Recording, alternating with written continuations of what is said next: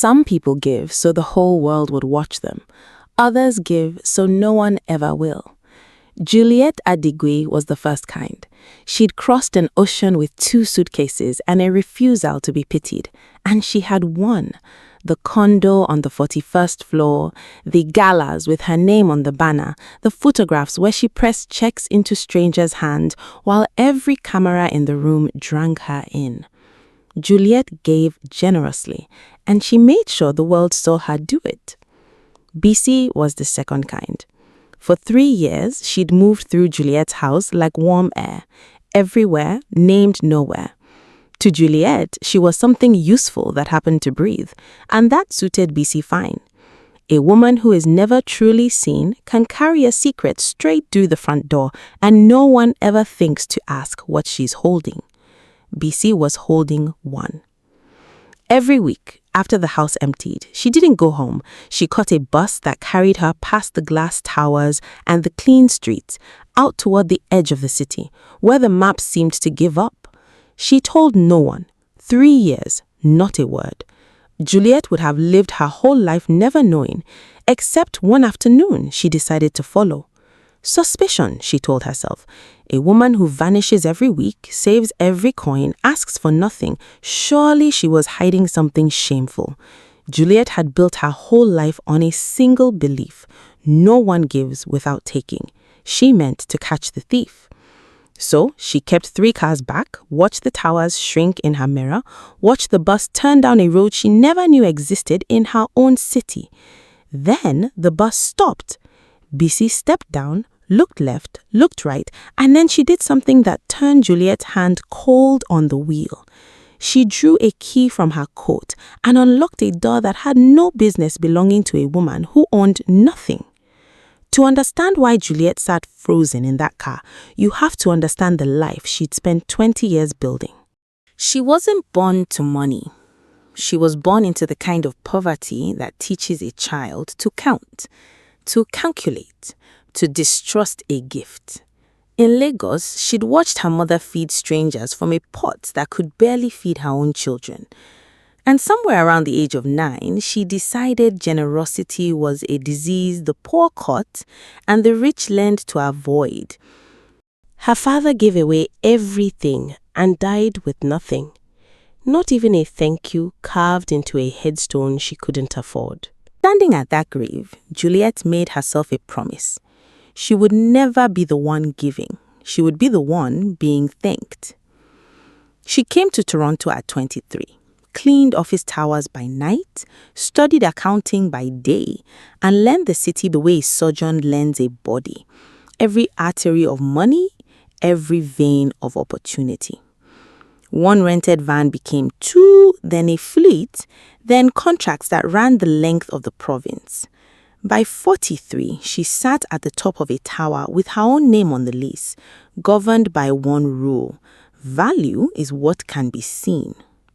So she made sure everything about her could be seen. Her giving became a performance, and she was its finest actress. She funded a clinic wing and stood beside the plaque. She sponsored galas for the city's elderly poor, the forgotten ones, the brochures called them, and wept beautifully on cue while the cameras immortalized her compassion. The papers loved her. The diaspora adored her. Juliet Adigwe, the woman who never forgets where she came from. A lie, of course, but a profitable one, and she'd long stopped feeling the seam between a truth and a useful story. Into that gleaming life, 3 years back, walked Bisi. She came through an agency on the quiet word of someone Juliet trusted. No theatrics, she didn't flatter, didn't perform. She arrived, walked, left, and within a month, the household ran so smoothly that Juliet forgot it had ever run another way. That was the strange thing about her. She made herself essential by making herself invisible. The meals appeared. The rooms breathed clean. The chaos of a busy, image-hungry home simply dissolved, and no one ever saw the hands that dissolved it. Juliet paid her on time and thought of her rarely. You don't wonder about the inner life of a refrigerator. The other staff noticed things, though. Lola, who came twice a week to manage Juliet's calendar, saw that Bisi ate little of what she was given, wrapping the rest in foil for her bag. That she wore the same 2 coats through 3 Toronto winters while sending nearly every dollar somewhere Lola couldn't name. That on Sunday evenings, Bisi's eyes carried a softness the rest of the week never explained, the look of a woman coming back from somewhere that mattered. Once, Lola asked outright, "Where do you go, Bisi? Every week you just disappear." Bisi only gave that small, folding smile. "To visit family." "Here? You have family in Toronto?" "Everyone has family somewhere. Some of us just have to go and find them." Lola never understood the answer. She filed it with the other small mysteries of the quiet woman and said nothing to Juliet, because Juliet didn't ask questions about the help. That was Bisi's protection. Invisibility is a wall. And behind it, week after week, she carried something out of that perfect house and into the broken edge of the city, something she'd never breathed a word about in 3 years. Juliet would have lived her whole life never knowing until the afternoon she glanced out her office window and saw Bisi crossing the street below, a heavy bag on her shoulder, walking with the brisk certainty of a woman who knew exactly where she was going. And for the first time in 3 years, a question took root in Juliet's chest. Where does she go? It began as nothing more than curiosity, which is how most reckonings begin. That Sunday, Juliet found a reason to be in the city. She parked where she could watch the bus stop and waited with the patience of a woman who'd once spent years letting opportunities ripen. At 3, exactly as Lola had once mentioned in passing, Bisi appeared. The older grey coat with the worn cuffs, the heavy bag bulging with shapes Juliet couldn't read. Packages, wrapped tight, padded with care. Whatever she's stealing, Juliet thought, she's stealing it carefully.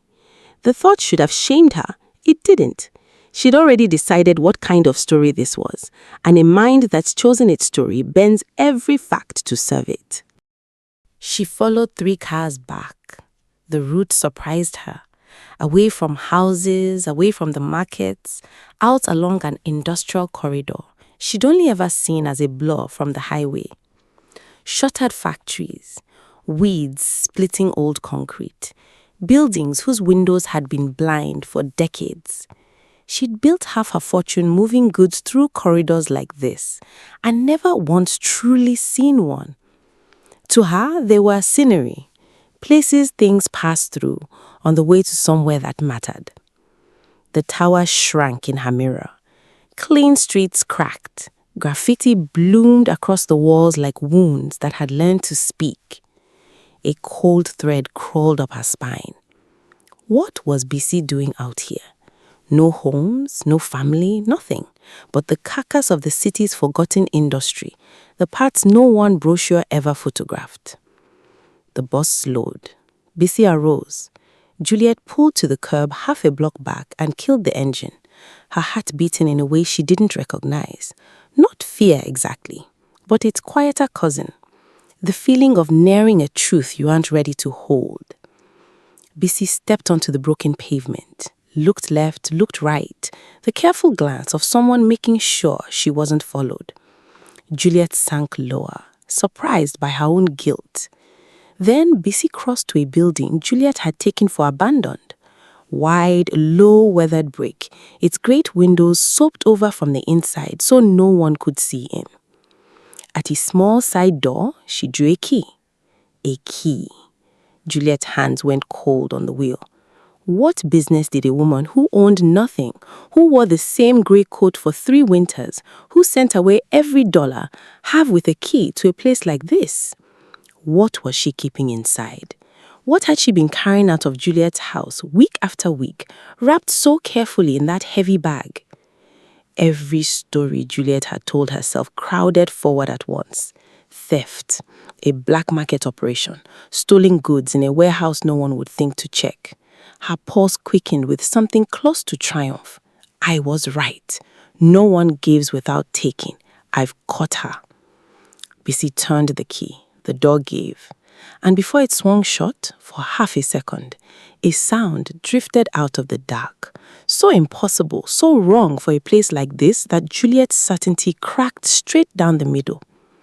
It wasn't the sound of a crime. Before we step through that door with Juliet, and trust me, what waits on the other side will stay with you long after the story ends. Take 1 second to subscribe to Bola's Folktales. Tap the button now because the next few minutes will change how you see every quiet person who has ever served you without complaint. Now, let's open the door. Juliet sat a long moment after the door closed, the strange melody still hanging in the air like a question. Singing, many voices, thin and uneven, the way people sound when they haven't sung in years and are surprised to find they still can. It rose and fell behind the sopped windows, muffled but unmistakable, and it pulled at something she'd spent 20 years teaching herself to ignore. She got out of the car. Later, she couldn't say why. Juliet Adigwe did not walk into abandoned buildings in forgotten districts. She had people for that. But her feet carried her across the cracked pavement as if they belonged to someone else. And she found herself at the small side door, hand raised, the singing wrapping around her like warm smoke. The door wasn't locked. Bisi hadn't bothered. Who would follow her here? Juliet pushed it open. The breath left her body. The inside had been transformed. Where she'd braced for rusted machinery and pigeon shadows, there was light, soft and gold, spilling from lamps someone had carried in one at a time. Old factory beams arched overhead, and beneath them stretched rows of beds. Not cots, not the hard frames of a shelter. Real beds, made up in mismatched but clean linens, each with a small table beside it, something human. A photograph, a pair of spectacles, a half-finished crossword, a flower in a jar. And in those beds and in chairs around a cobbled-together wood stove sat the old. Dozens of them. They were the very people Juliet had built a career pretending to love, the forgotten ones, the faces she wept beside for cameras. Except here, there were no cameras, no brochures.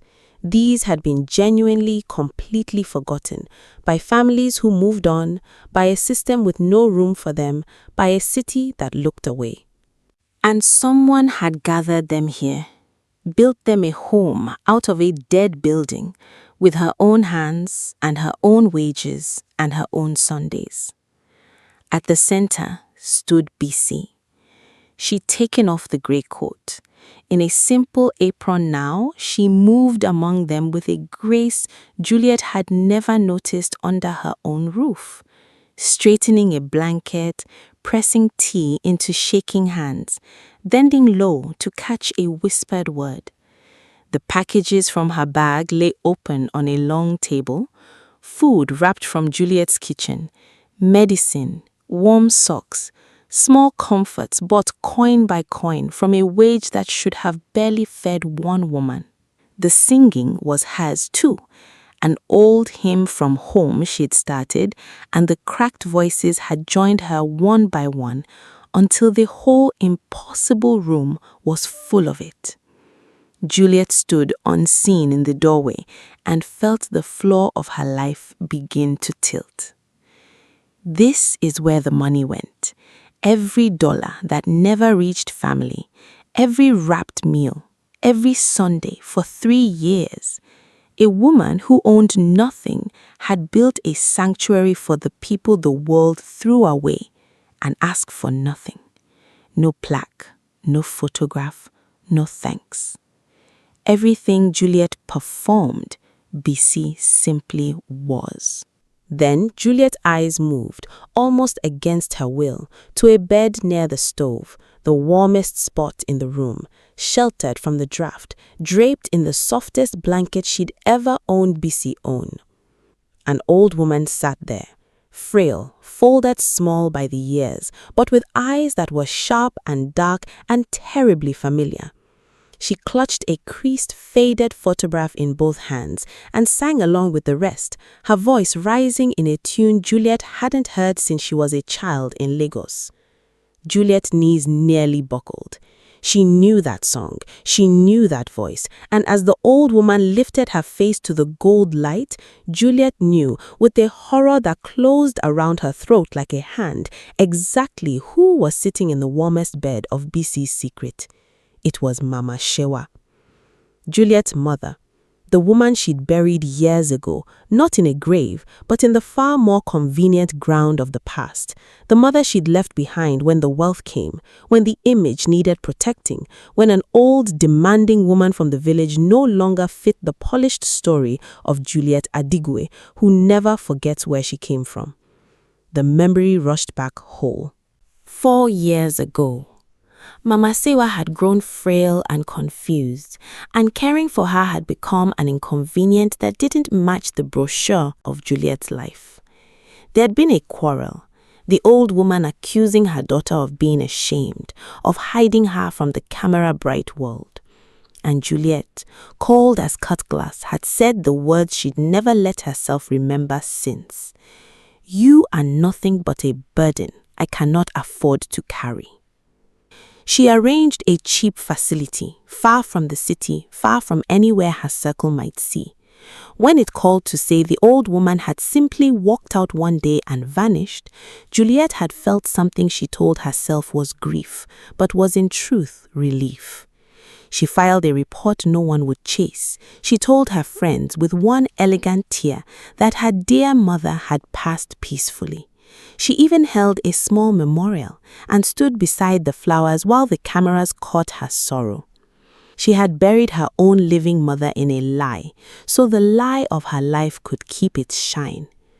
And here that mother sat, alive, in the warmest bed of a sanctuary built by a servant Juliet had treated as furniture, holding the one photograph Mama Sewa had ever owned of her daughter as a child, back when Juliet still belonged to her, before the ocean and the towers and the empire of being seen. The sound that left Juliet's throat wasn't a word.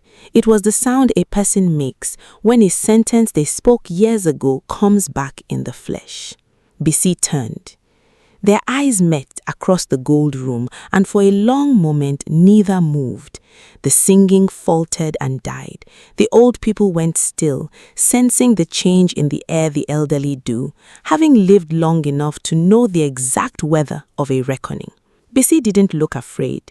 She didn't look caught. She looked at her employer, this powerful woman, this performer of compassion, now small and trembling in the doorway, with a calm that was its own verdict. "I wondered," she said quietly, "if you'd ever come." "You," Juliet's voice broke, you knew. You knew she was my mother." "I knew the day the agency sent me to your house," Bisi said. "I recognized her photograph on your shelf, the one you keep for visitors to show the world how devoted a daughter you are. I'd found your mother 6 months earlier, sleeping in a shelter at the edge of the city, half frozen, telling anyone who'd listen that her daughter was a great woman in Toronto who would surely come for her. She still tells them, every day. She has never once stopped believing you'll come." Juliet looked at Mama Sewa, who hadn't yet seen her, whose dim, hopeful eyes were still searching for the old photograph, for the daughter who'd thrown her away. "Why?" Juliet whispered. "Why would you do this? Take my money, my food, care for the mother I—" She couldn't finish. "Because someone has to. And because I learned long ago that the people we throw away aren't garbage. They're mirrors. One day, Juliet, you'll be old too, and the only question that will matter is whether anyone chose to stay." Mama Sewa, drawn by a voice she'd ached after for 4 years, slowly lifted her head and looked toward the doorway. For one terrible heartbeat, the old woman's face was blank. Then recognition broke across it like a sunrise that came too late, and her trembling hands rose toward the door, the photograph slipping from her fingers to the floor. "Juliet," bare a thread of voice. "Juliet, my daughter, you came. I told them all you would come." And Juliet Adigwe, who'd crossed an ocean and built a tower with her own name on it, who measured every human soul by what could be seen, sank to her knees on that concrete floor and wept like the child she hadn't been since Lagos. She crawled to the bed, took the old shaking hands and pressed them to her face, and every elegant lie she'd ever told dissolved in the salt of it. She couldn't even shape the apology. It was too large for words, and words had always been her weapons, never her truth. So she only knelt and wept and held the hands of the mother she declared dead to hide her living shame. Mama Sewa, much of her sharpness lost to the years, didn't fully grasp what her daughter had done. In her clouded kindness, she only stroked Juliet's hair and murmured that it was all right, that she'd always known, that a mother forgives before the child even asks. And somehow, that, the easy, undeserved mercy, was the heaviest sentence of all. Juliet would have preferred to be struck. Forgiveness from the woman she'd abandoned was a weight no fortune could lift. Bisi watched from a respectful distance, and the old people watched too, and not one looked away. They had all been abandoned by someone. They knew this scene. Each had, in their own way, prayed for it, the door opening, the forgotten face returning. That it was happening for one of them, even at second hand, filled the room with a grief and a gladness too big to name. When Juliet could finally speak, she didn't turn on Bisi with anger. She turned with the broken humility of someone shown the exact shape of her own smallness. How could you do for a stranger what I couldn't do for my own blood? She stopped being a stranger by the end of the first week, she said. That's the thing you never understood, Juliet. You think belonging is something you're born into, blood, family, a name. But belonging is something you do. You build it day by day with your hands and your hours and your willingness to stay when there's nothing left to gain. I have no money, no tower, but I'm rich in the only currency that follows you past the grave. She looked around the beds, the lamps, the faces. I refused to abandon people. That's all. It costs everything, and it's the cheapest thing in the world because anyone can afford it, even you. Juliet bowed her head. I funded galas, she whispered, for people exactly like these. I stood beside the banners. I wept for the cameras. I know, Bisi said gently. I read about you. Juliet Adigbe, who never forgets. No cruelty in it. She said it the way you read a verdict aloud, simply so it can be heard. You gave to the forgotten, so the world would watch. And all the while, the most forgotten one of all was sleeping in a shelter at the edge of your own city, holding your photograph, waiting. The words landed exactly where they were meant to. Juliet had spent her whole life believing value was what could be seen, and now, kneeling in the one place no camera would ever find, she finally understood what that belief had cost her. Everything she had performed, Bisi had quietly lived. Everything Juliet had bought with her name, Bisi had paid for with her Sundays. But a reckoning is not yet a redemption, and Juliet didn't yet know the hardest part was still ahead, because a secret this size doesn't stay buried in a forgotten building. Lola, suspicious of her employer's strange absences, had followed Juliet that afternoon. She was standing in the open doorway now, phone in hand. She had recorded everything. The gala was 3 weeks out. It was to be Juliet's grandest, a glittering ballroom downtown, the proceeds dedicated, with no small irony, to the care of the city's abandoned elderly. The diaspora elite had bought their tables. The papers had promised coverage. Her name was stitched, once more, across the banner. In the days after the discovery, Juliet moved like a woman sleepwalking through a life she no longer knew. She brought Mama Sewa home, truly home this time, to the 41st floor, and sat with her for hours learning her mother's voice again, the names of the people in the sanctuary, and slowly, painfully, the difference between giving and belonging. She offered Bisi money to expand the shelter. Bisi refused. Money is the easy part, she said. It was never what those people needed most. It was only the part you understood. But Lola's recording hung over everything. The young woman hadn't posted it, hadn't threatened. She'd simply come to Juliet quietly and laid the truth on the table.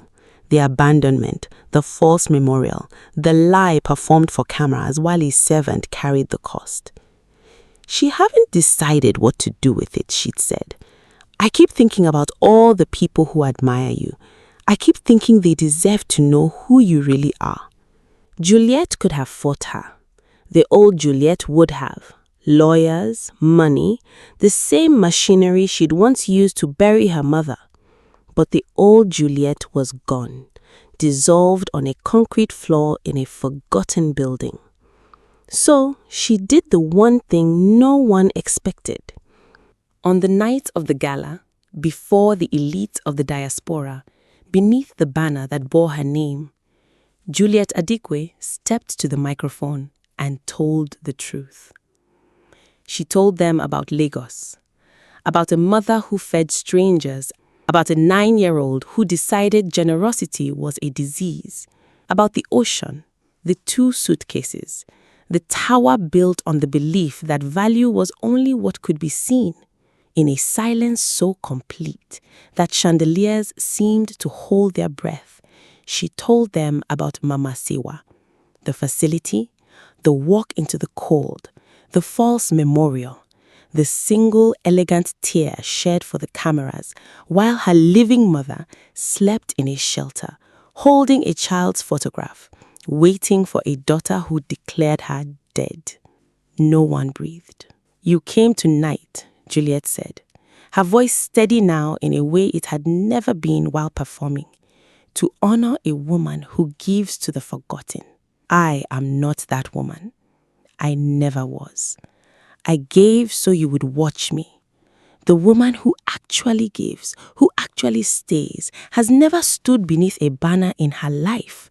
She earns a servant's wage. She wears the same coat through every winter, and she spends every Sunday in a building at the edge of this city, caring for the people the rest of us pay charities to forget.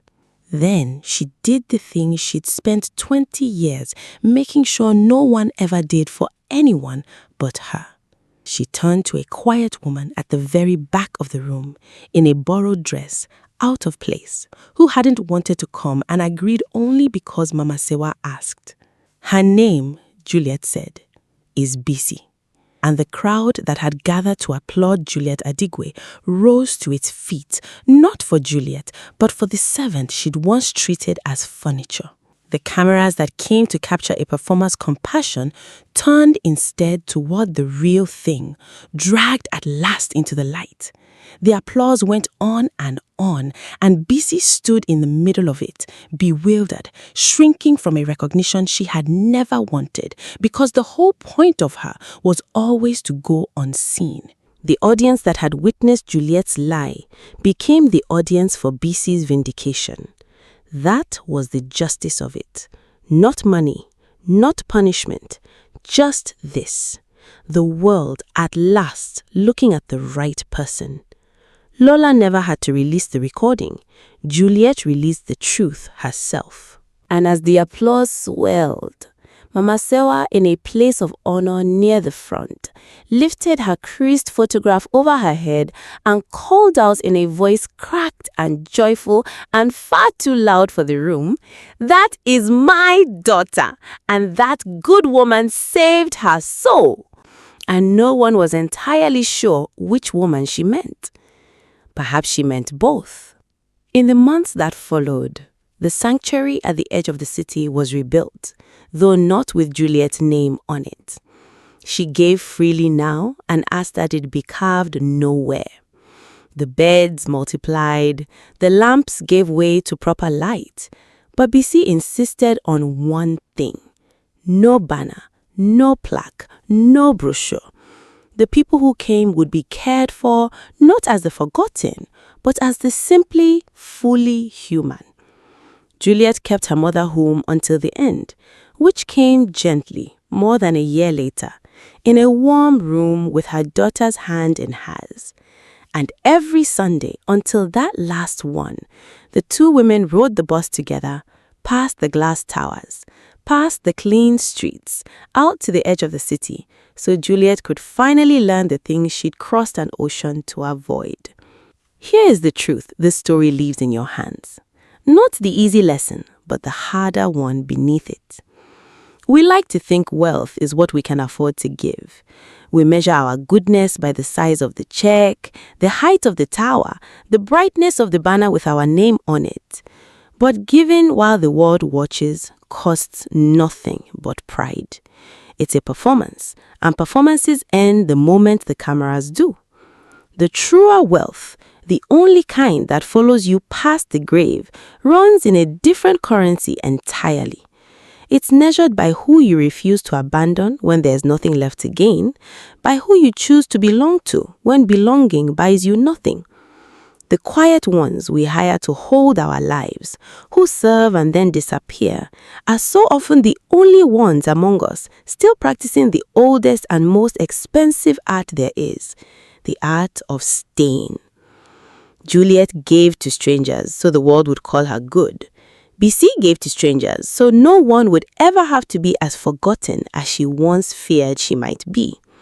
One owned a tower, the other owned a key to a door no map could find, and only one of them, in the end, was truly rich. So ask yourself, before this story leaves you, when you are old, the cameras gone, the banners with your name long since taken down, who will choose to stay? That, and only that, is the measure of a life. If this story moved something in you, subscribe to Bola's Folktales and share it with someone who needs to hear it tonight. There's more stories still to come, and the next one will sit with you long after the screen goes dark.